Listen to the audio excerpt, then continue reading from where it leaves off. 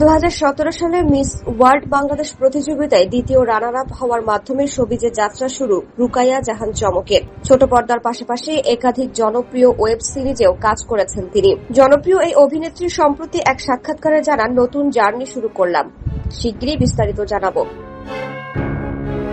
শুক্রবার থেকে সংরক্ষিত নারী আসনের মনোনয়ন প্রত্যাশীদের সাক্ষাৎকার গ্রহণ শুরু করেছে বিএনপি। এদিন বিকেলে সাক্ষাৎকার পর্বে অংশ নেন চমক। সাক্ষাৎকার শেষে তাকে বেশ উচ্ছ্বসিতভাবে বের হতে দেখা যায়। সংবাদ মাধ্যমকে চমক বলেন, আমি দেশের জন্য কাজ করতে চাই, বিশেষ করে নারীদের জন্য। সেজন্য একটা প্ল্যাটফর্ম দরকার ছিল। আমার মনে হয়েছে বিএনপির সঙ্গে যুক্ত হলে আমার পরিকল্পনা বাস্তবায়ন হবে। প্রধানমন্ত্রীর সঙ্গে অনেক বিষয় নিয়ে কথা হয়েছে।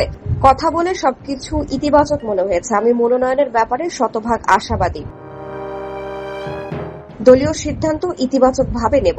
এক প্রশ্নের জবাবে অভিনেত্রী বলেন, আমাকে জিজ্ঞেস করা হয়েছিল আমি বিএনপিকে সার্ভ করতে চাই কিনা। বলেছি হ্যাঁ, আমি বিএনপিকে সার্ভ করতে চাই, কিন্তু আমার প্রথম ভিশন হচ্ছে দেশকে সার্ভ করা। বিএনপি যদি আমাকে সেই সুযোগ দেয় বা এই প্ল্যাটফর্মটা দেয় তাহলে আমি কৃতজ্ঞ থাকব।